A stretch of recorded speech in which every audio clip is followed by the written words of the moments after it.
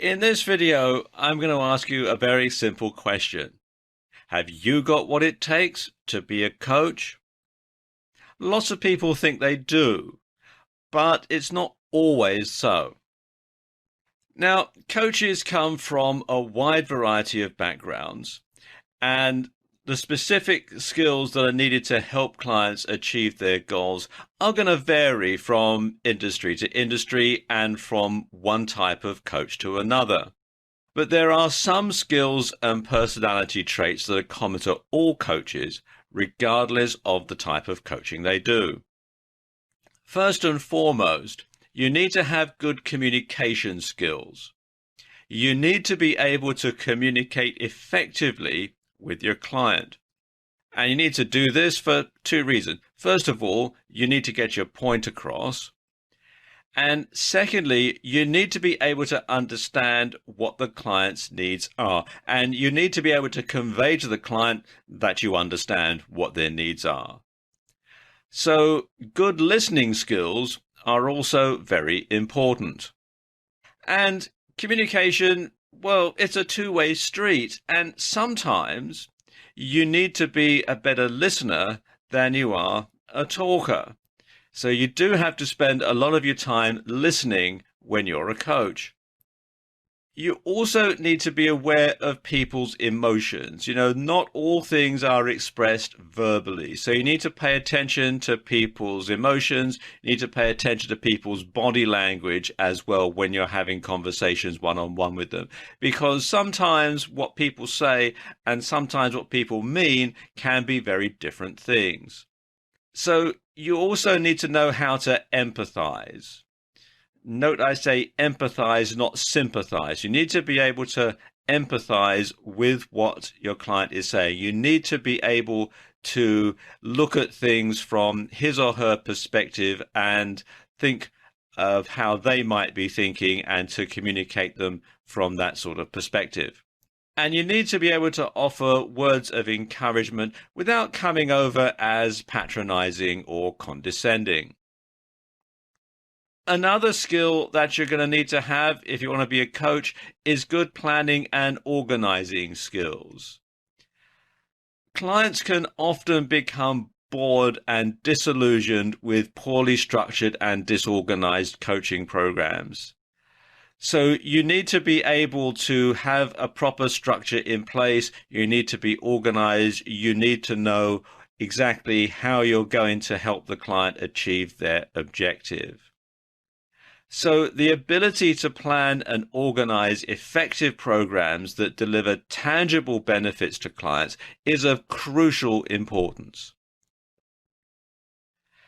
And this can only be done if the coach fully understands the client's needs and goals. Now, once that's done, a good coach can draw up a plan of action to help the client achieve those needs and goals.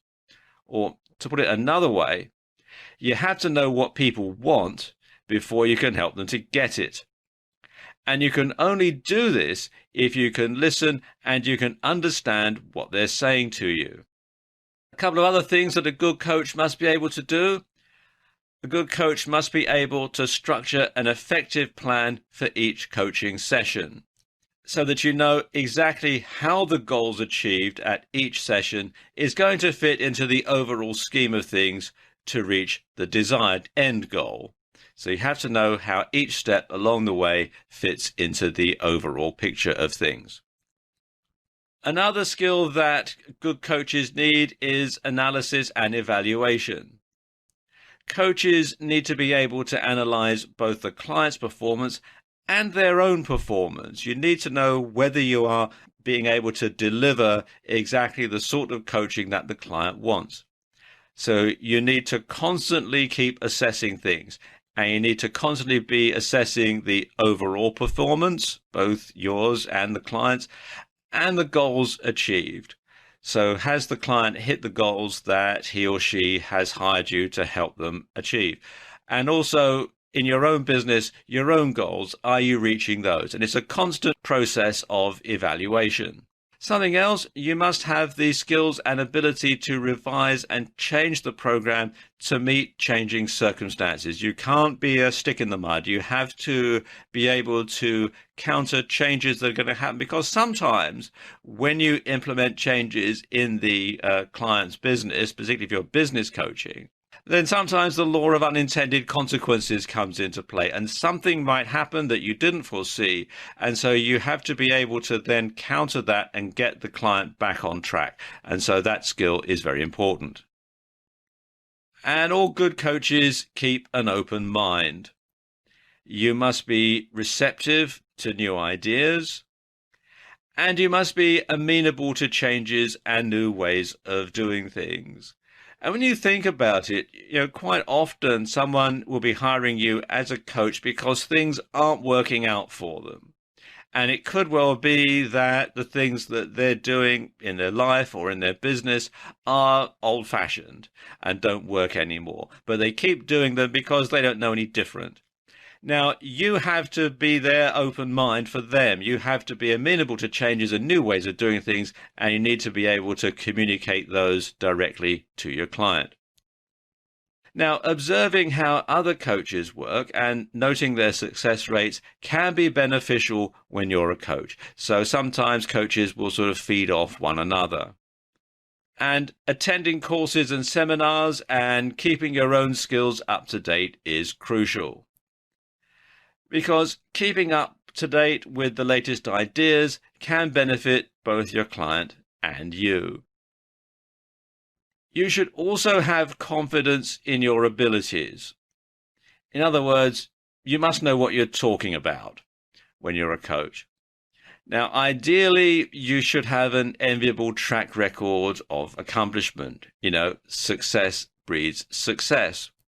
Now, of course, when you're just starting out, you don't have any sort of track record, enviable or otherwise. But if you're just starting out, you should at least be highly knowledgeable. You should know a lot about what you're doing. You should have the right ideas. You should be able to communicate those. You should come across as being a competent person. Remember, your overall objective is your client's success. When they've achieved their goal, you will have achieved yours. And coaching is all about what's best for the client, not what's best for you. And your ego has to be strong enough to stand that.